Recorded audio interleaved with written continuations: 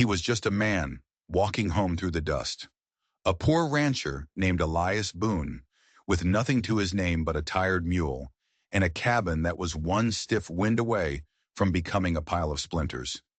He walked with his eyes on the horizon, a man so used to being invisible, he'd almost forgotten how to cast a shadow. The sky was bleeding purple and gold, the kind of beautiful that makes a lonely man feel even lonelier. But that evening, the silence was wrong. It wasn't empty, it was holding its breath. Elias felt a prickle on his neck, the same way a rabbit senses the hawk circling overhead. He stopped, his hand resting on the mule's halter. The wind hissed through the sagebrush, and then he heard it, a sound like a snake striking through the air. An arrow zipped past his cheek, so close he felt the air tear. Instinct slammed him to the ground. He hit the dirt hard as another arrow sliced the space where his head had been. His eyes scanned the low ground ahead, and he saw them. Two figures running for their lives.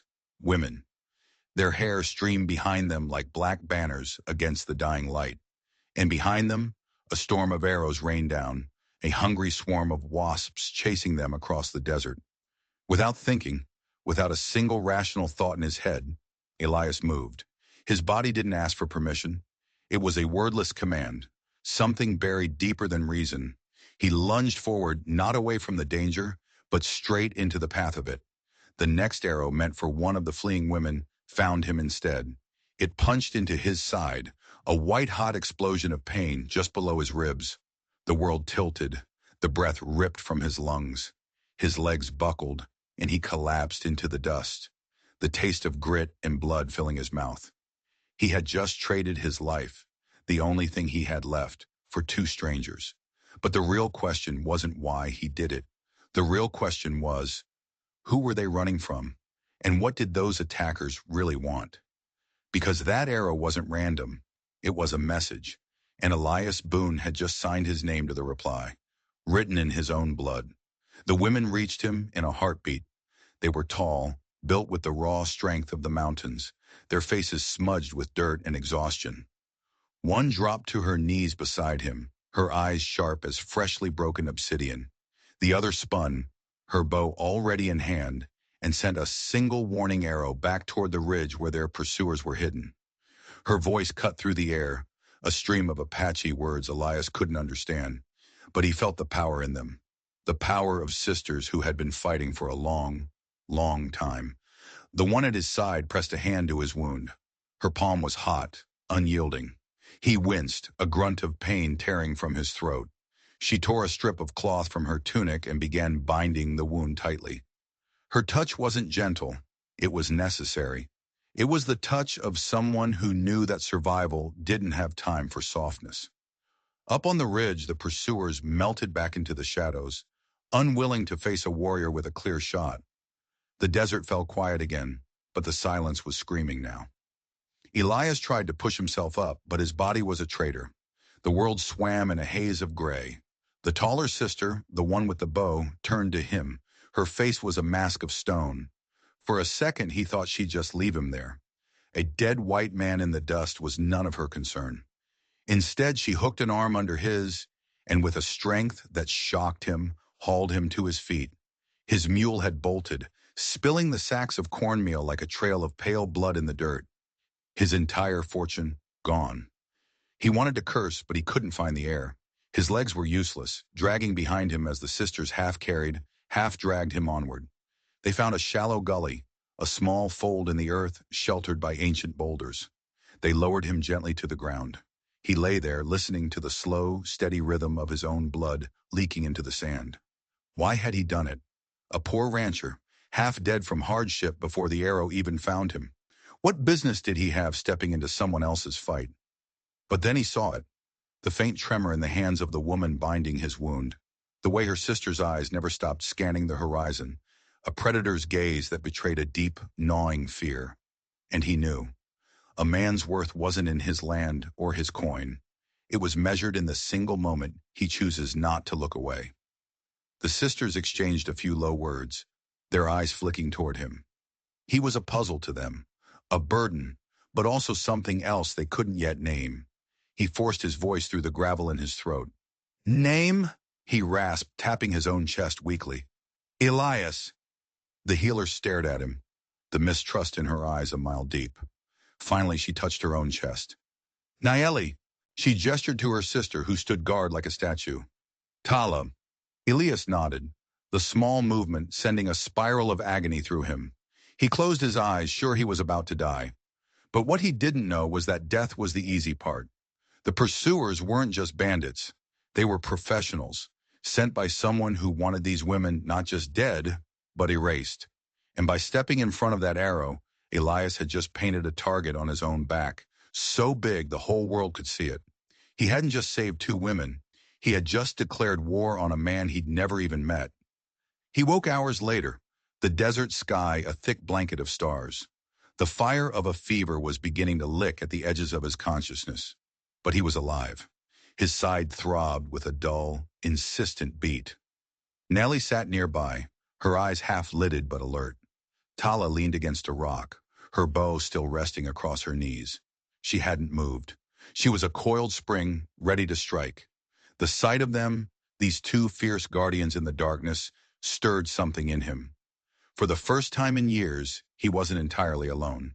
When dawn broke, they moved him. Every step was a fresh hell, the broken arrow shaft grinding against bone. They took most of his weight, their strength a constant source of amazement. Finally, the sad shape of his cabin appeared on the ridge. It was a testament to his life, a lonely, weathered shack that looked like it was holding on out of sheer stubbornness. They laid him on his narrow cot inside. The room smelled of dust, rust, and failure. The shelves were almost bare. A cracked cup, a single skillet, a Bible with its cover torn off. Nellie's eyes took in the poverty, the stark emptiness of his existence. Elias felt a wave of shame so hot it almost eclipsed the pain from the arrow. He had nothing. He was a man not worth saving. But they didn't see it that way. Tala pulled a small leather pouch from her belt and began grinding dried herbs. Nayeli gently stripped away the bloody bandage. Her hands were careful as she cleaned the wound, her focus absolute. She packed the bitter-smelling paste into the raw flesh. Elias clenched his jaw, his knuckles white, but he refused to make a sound. She met his eyes, and for the first time, he saw something other than mistrust. It was a flicker of recognition, the silent understanding that passes between two people who know what it means to endure. By noon, the story had already reached town, carried by old man Avery, who'd seen the whole thing from a distant ridge. And like all stories in the West, it twisted and grew uglier with every telling.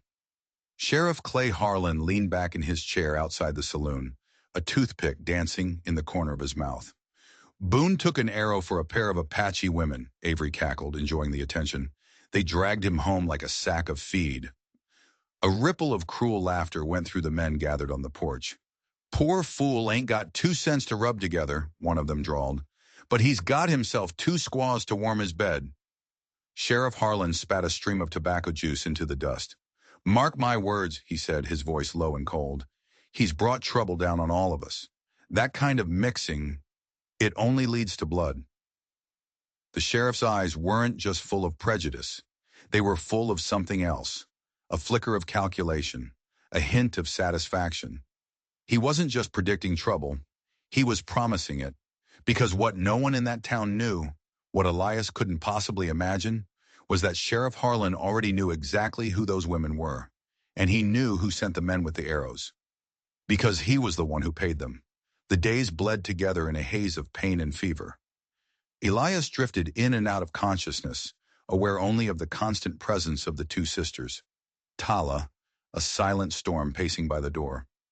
Nayeli, a quiet anchor, constantly tending to his wound, her touch becoming the only thing that felt real. His shame was a constant companion, a bitter taste in his mouth.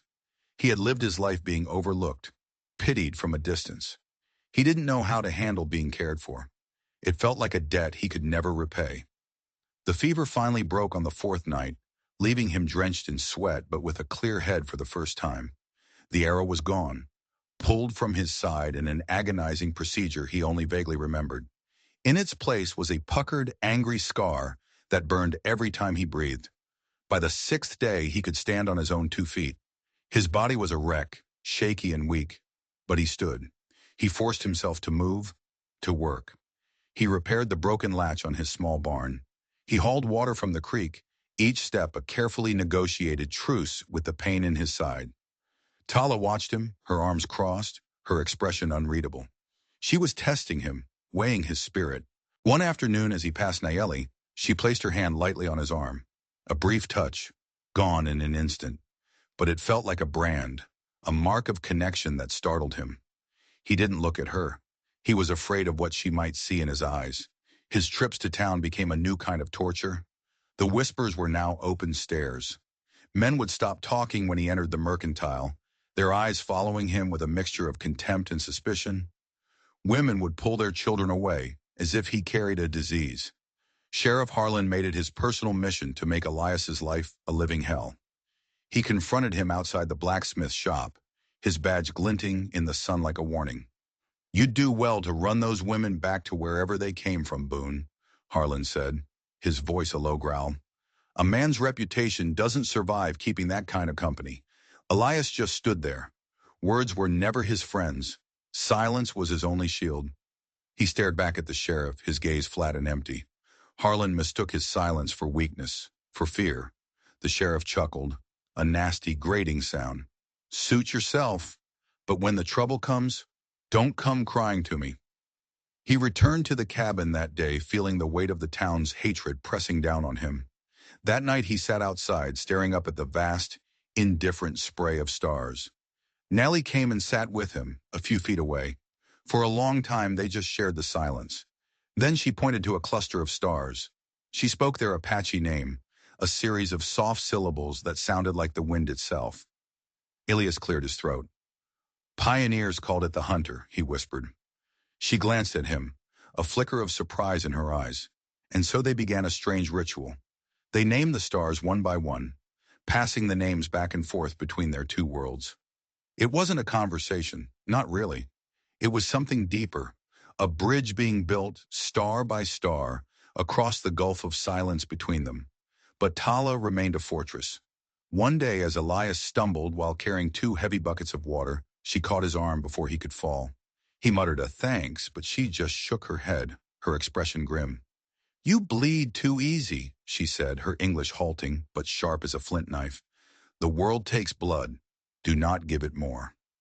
Then she turned and walked away, leaving him to wonder if it was a warning or an insult. Small things started to change. Tala would leave a piece of smoked meat from a rabbit she'd hunted herself by his plate. Nayeli, thinking he wasn't looking, would mend a tear in his old shirt. Elias returned the gestures in his own clumsy way. He restrung Tala's bow with fresh sinew. He left the largest piece of bread for Nayeli. They were building a language without words, a bond forged in shared meals and silent tasks. But the town was a festering wound. The rumors got worse. Now they were saying he'd staged the whole thing, taken the arrow himself just to get the attention of the 2 squaws. In the Old West, gossip wasn't just talk. It was a weapon. It could get a man shunned, starved out, or worse. It could get him killed. One afternoon, a drunk, burly man blocked his path outside the saloon. "Tell me, Boone," the man sneered, his breath sour with whiskey, "which one of 'em warms your bed at night? The tall one or the quiet one?" The words were a physical blow. A hot, dark rage flooded Elias's chest, something he hadn't felt in years. For a second, his hands curled into fists. He could see the man's jaw, could feel the satisfying crunch it would make, but he didn't. Years of being beaten down by life had taught him one thing. You don't fight battles you can't win. He uncurled his fists, stepped around the man, and walked away, the sound of jeering laughter chasing him down the street. He kept his head down, but inside something had broken, a dam holding back years of quiet desperation and simmering anger. When he got back to the cabin, Nellie saw it in his eyes. She reached out and touched the scar on his side, as if to remind him that he had survived worse. "Strong," she said, her voice barely a whisper. He looked at her then, really looked at her. And for the first time, he didn't see pity. He saw respect. He saw an equal. That night, he dreamt of fire, of townsfolk with torches and pitchforks, with Sheriff Harlan's face twisted in a mask of righteous fury. He woke up in a cold sweat, the scar on his side screaming. He stumbled outside into the cool night air. Tala was already there, bow in hand, a silent silhouette against the stars. She didn't look at him. "You fear them," she said. It wasn't a question. Elias didn't answer. He didn't have to. But the fear was changing. It was crystallizing into something hard, something defiant. He was a poor man, a broken man. But he was starting to remember that even a broken thing can have sharp edges. The town thought he was weak. The sheriff thought he was a fool. They were all about to find out just how wrong they were. Because the trouble Harlan had been promising was finally on its way. And it was coming for them all. The tension in the air got so thick you could taste it. It tasted like dust and blood in a coming storm. Every trip Elias made to town was a walk into enemy territory. Conversations would die the second his boots hit the boardwalk. Men would spit on the ground as he passed.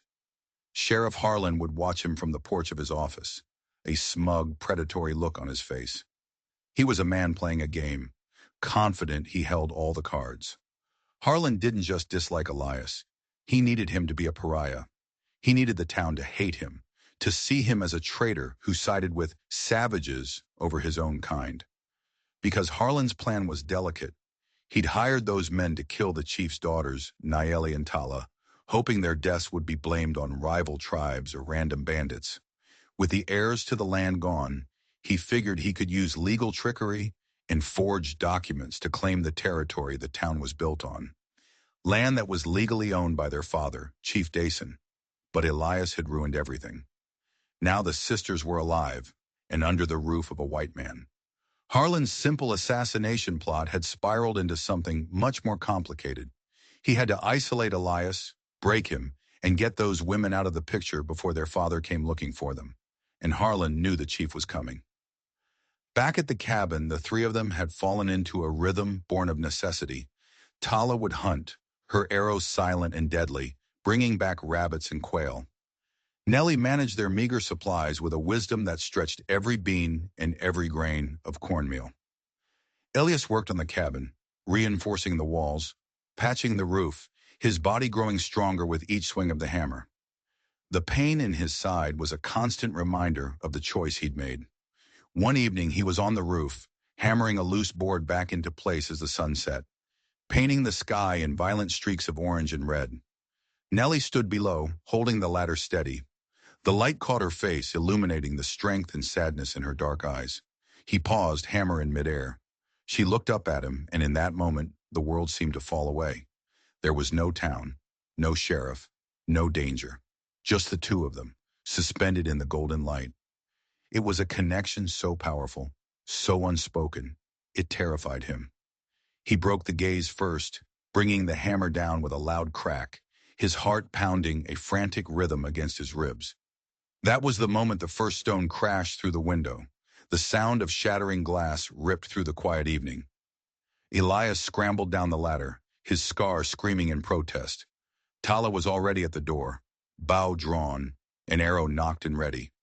Outside there was nothing but the vast, empty desert and the faint, cruel sound of laughter drifting away on the wind. It was a message. Whispers were no longer enough. The town was closing in. Elias knew he couldn't hide them forever. The next day he went to town alone. He wouldn't risk them. Inside the mercantile, the air was hostile. As he paid for a small sack of flour, a man named Jed, one of Harlan's cronies, deliberately spat on his boot. Elias froze. The rage from the other day came flooding back, cold and sharp this time. He looked at the gob of spit on his worn leather boot. He looked up at Jed's sneering face, and then he did something he hadn't done in 10 years. He smiled. It wasn't a friendly smile. It was all teeth. It was the smile of a man who had nothing left to lose, and was starting to find that fact liberating. "You missed," Elias said, his voice quiet but carrying through the silent store. Jed blinked, taken aback. He'd expected Elias to cower, to shuffle away in shame. He hadn't expected defiance. "What did you say, Boone?" "I said," Elias repeated, taking a half-step closer, "you have terrible aim, for a man who likes to throw rocks in the dark." The store went dead quiet. Elias was openly accusing them. He was fighting back. Jed puffed out his chest. his hand dropping to the butt of the pistol on his hip. But before he could draw, Elias moved. He wasn't a clumsy rancher anymore. His movements were fluid, economical, and brutally fast.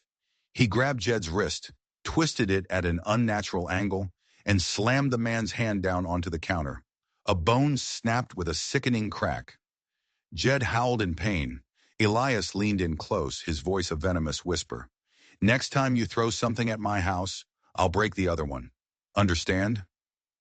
He released Jed's wrist and walked out of the store, leaving a stunned silence in his wake. He didn't look back. As he untied his mule, he saw Sheriff Harlan watching from across the street. The sheriff's smug expression was gone, replaced by a look of cold, calculating fury. Elias hadn't just broken a man's wrist. He'd broken the narrative.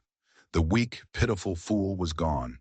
And Harlan knew, with a sinking feeling, that the man he was looking at was not a simple rancher at all. He was something else, something dangerous. Elias was a former U.S. Marshal. He'd walked away from the badge 10 years ago after a botched raid where a family was caught in the crossfire. He'd failed to save them, and the guilt had eaten him alive. He'd buried his guns, buried his past, and tried to disappear into a life of poverty and solitude. But the instinct, the training, it was still there, buried deep. And the town, in its blind cruelty, was about to dig it all back up. When he returned to the cabin, the sisters knew something had changed.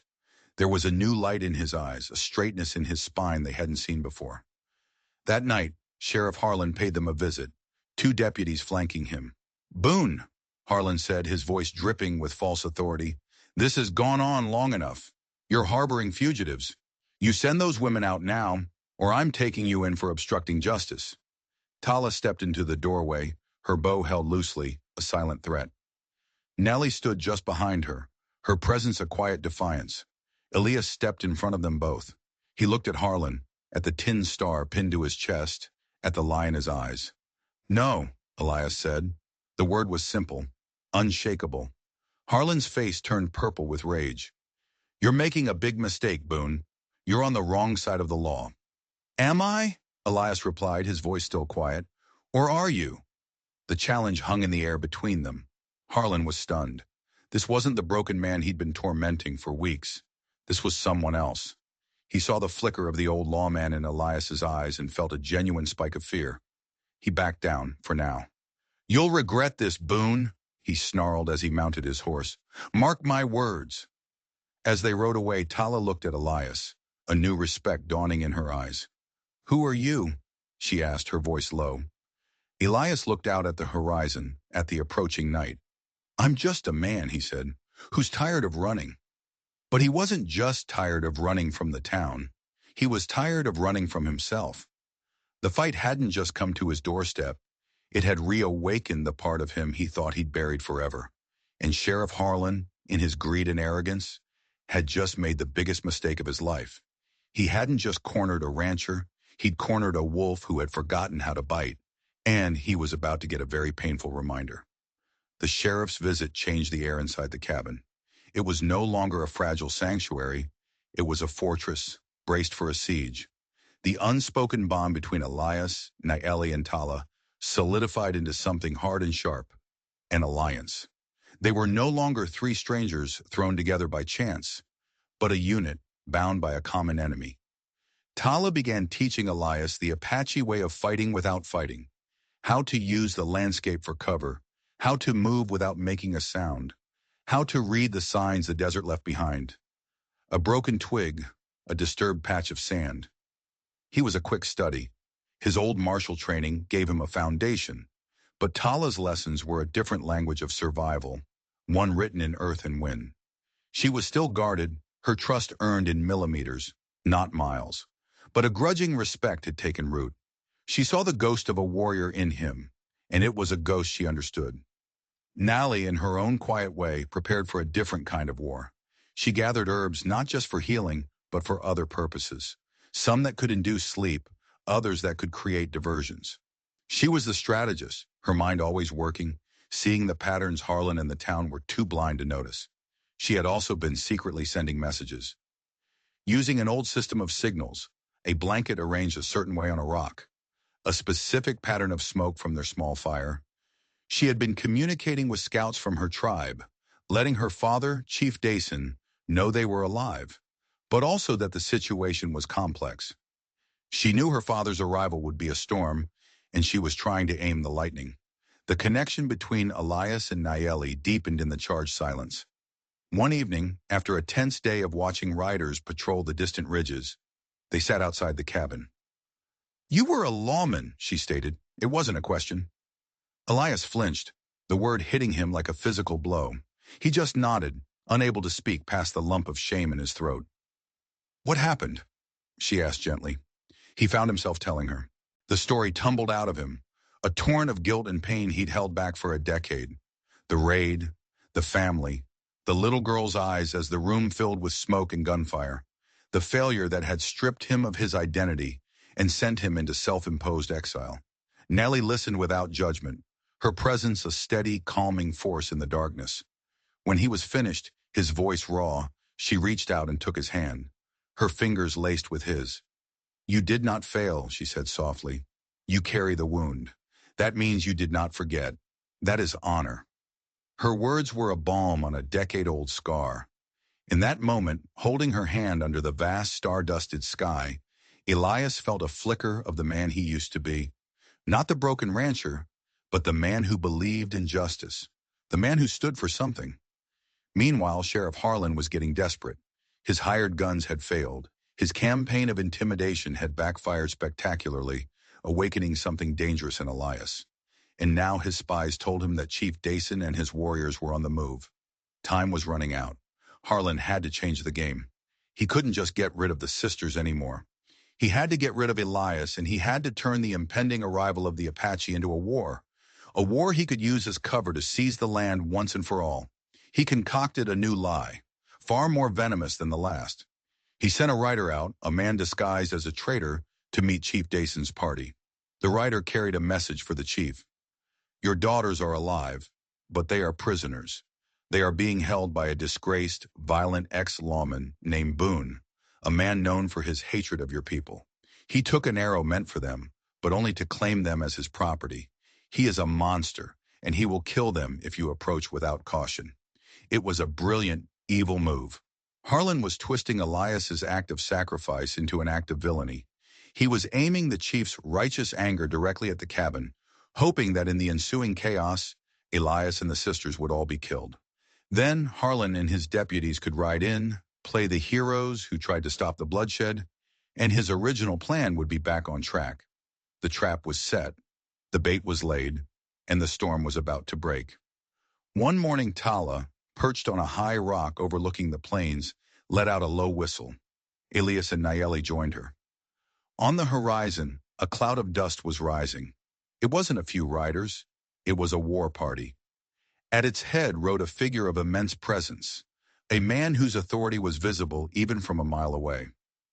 "My father," Nayeli whispered, a mixture of hope and dread in her voice. Elias felt a cold knot form in his stomach.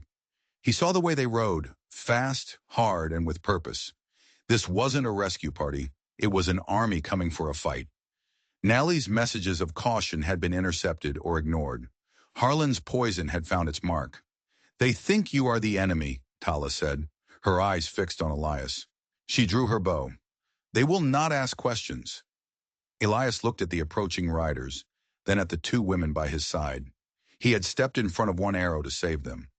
Now it looked like he'd have to stand in front of 100. He walked back toward the cabin, his mind racing. He could run. He could try to hide them. But there was nowhere to go. The desert offered no escape. He went inside the cabin and walked to a loose floorboard in the corner. He pried it up. Underneath, wrapped in oilcloth, was his past.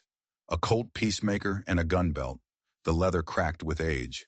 He hadn't touched it in 10 years. He strapped the belt around his waist. The weight of it was both foreign and terribly familiar. He checked the action. It was smooth, oiled, ready. He walked back outside, the Colt heavy on his hip, just as the riders thundered into his yard, surrounding the tiny cabin. Chief Dason dismounted, his face a mask of cold fury. His eyes, burning with a father's rage, locked onto Elias. "You are the one they call Boone," the chief said, his voice like the rumbling of an earthquake. "The man who holds my daughters." Nellie stepped forward. "Father, no. You don't understand." Dason silenced her with a sharp gesture, his eyes never leaving Elias. "I have come for them. Give them to me, and I will grant you a swift death." The warriors behind him drew their weapons. The townspeople, including Sheriff Harlan and his deputies, were gathering on the ridge, watching the spectacle they had engineered. Elias stood alone, caught between a furious father who thought he was a kidnapper and a corrupt sheriff who wanted him dead. The air crackled, thick with misunderstanding and hate. Elias's hand hovered over the butt of his pistol. He had spent 10 years running from this exact kind of moment, 10 years trying to bury the man with the gun. But now, with the world ready to tear itself apart around him, he knew there was no more running. The only way out was through. Chief Dason stared at Elias, his hand resting on the hilt of a knife at his belt. He saw a poor white man in a ruined cabin, a gun strapped to his hip, standing defiantly before 24 armed warriors.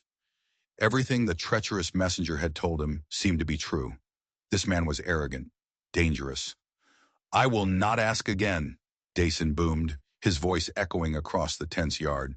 "Father, please listen to me," Nellie cried, stepping between them. "This man is not our enemy. He saved us."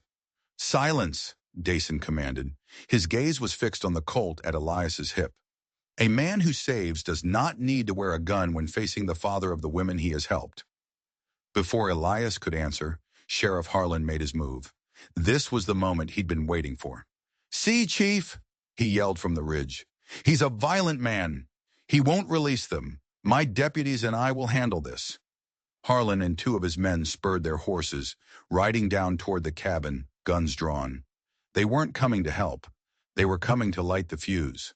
Suddenly, everything was happening at once. The warriors tensed, seeing Harlan's men as a new threat. Tala notched an arrow, her bow aimed not at her father, but at the sheriff. Elias knew this was a powder keg, and Harlan was holding the match. He had seconds to stop an all-out massacre. "No!" Elias's voice roared across the yard, a sound of pure command that shocked everyone into a moment's hesitation. It wasn't the voice of a rancher. It was the voice of a U.S. Marshal. He ignored the warriors and looked straight at Chief Dason. "Your daughters were ambushed," Elias said, his words sharp and clear, "by men hired to kill them. I took the arrow meant for Nellie. They brought me here because I was dying. They stayed to heal me. Ask them." Dason faltered, glancing at his daughters. He saw the fierce loyalty in Tala's eyes as she aimed her bow at the sheriff. He saw the desperate truth in Nayeli's face. Doubt began to creep into his heart, a crack in the wall of his certainty. Harlan saw his plan slipping away. "Don't listen to his lies," he screamed, raising his pistol to aim at Elias. "He's twisting the truth." But Tala was faster. She released her arrow. It flew through the air, a whisper of death, and slammed into the wooden stock of Harlan's rifle, shattering it in his hands. Harlan cried out in shock and pain, dropping the ruined weapon. In that same instant, Elias drew his Colt. The motion was a blur, a ghost of 1,000 practice draws from a life he'd left behind. But he didn't aim at Dason. He didn't aim at Harlan. He fired twice. The shots were deafening. Two of Dason's warriors, who had been flanking him and raising their rifles to fire at Harlan's advancing deputies, suddenly found their weapons shot clean out of their hands, sent spinning into the dust. It was an impossible feat of marksmanship, a warning shot that was also a display of breathtaking skill. The entire yard fell into a stunned silence. The warriors stared at their disarmed comrades, then at Elias, their expressions a mixture of shock and awe. Chief Dason stared at Elias, the pieces finally clicking into place. This was no ordinary man. "He bled as one of us," Tala said, her voice cutting through the silence, repeating the highest honor a warrior could give. Harlan, his face pale with terror, realized he had lost control. His trap had not only failed, it had exposed Elias as a formidable opponent. "He's the one!" Harlan shrieked, pointing a trembling finger at Elias. "He's been trying to turn you against the town. Arrest him." But the townspeople on the ridge were starting to murmur. They had seen Elias's skill. They had heard the sisters defend him. The simple story of the savage-loving fool was falling apart. Old man Avery, Harlan's paid gossip, tried to stir the crowd. He's bewitched them. Can't you see? Just then, one of the disarmed deputies, a young, terrified man who had only gone along with Harlan out of fear, broke.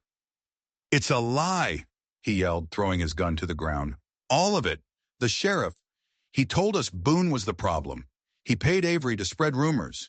He wanted them Apache women dead from the start. The confession hung in the air, damning and absolute. The crowd turned on Harlan, their murmurs growing into an angry roar. Sheriff Harlan's face crumpled. He was exposed, ruined. He spun his horse, intending to flee, but he was surrounded. Apache warriors on one side, his own angry townsfolk on the other. Chief Dason walked forward until he stood directly in front of Elias. The anger was gone from his eyes, replaced by a deep, profound respect. He looked at the smoking cold in Elias's hand, then at the healing scar on his side. The messenger told me you were a monster, Dason said, his voice low. My daughters tell me you are a man of honor. My own eyes tell me you are a warrior unlike any I have ever seen. He reached out and placed a hand on Elias's shoulder. My people are in your debt. You are no longer Elias Boone, the outcast. You are Nantantika, he who bleeds for us. You are kin. Nantantika. The declaration was stunning. Elias was no longer a man without a people. He had been adopted, honored in a way no one could have imagined. Sheriff Harlan was seized by his own people, his badge torn from his chest, his lies exposed for all to see. Later that evening, as the sun set, Chief Dason sat with Elias outside the small cabin. The Apache warriors and the townspeople kept a respectful distance, two worlds beginning a cautious, uncertain peace. Harlan wanted this land, Dason explained. My grandfather signed a treaty for it, a treaty your people chose to forget. Harlan thought by killing my daughters, he could erase our claim. Elias looked at Naeli, who had come to sit beside him. He understood now. The whole bloody affair, the whispers, the hatred, the violence, it was all for a piece of paper, a greedy man's ambition. The land is yours, Elias said. It always was. Dason smiled, a rare and powerful sight. A man's worth is not in the land he owns, he said, echoing the thought Elias himself had had while bleeding in the dust. It is in the family he protects. And you, Nantantika, have a very large family now. Nantantika. Elias looked at the patched-up roof of his cabin, at Tala standing guard on the ridge, at Naeli sitting so close her shoulder brushed against his. He thought of the lonely man who had walked home through the dust, a man so poor he was invisible. That man was gone. In his place was someone else, a man with a name given in honor, a man with a family forged in blood and fire, a man who had finally, after 10 long years, found his way home. The scars would remain, both on his side and on his soul, but for the first time, they didn't feel like marks of failure. They felt like proof that he had lived, proof that he had stood for something when it mattered most. And in the vast, quiet desert, under a sky full of stars, that was more than enough. If a story about a forgotten hero finding his honor in the dust of the Old West moved you, and if you believe that one person's courage can change the world, then do me a favor. Hit that subscribe button and ring the bell for more tales of justice, sacrifice, and the moments that define us. And let me know in the comments below, what do you think is the true measure of a person's worth?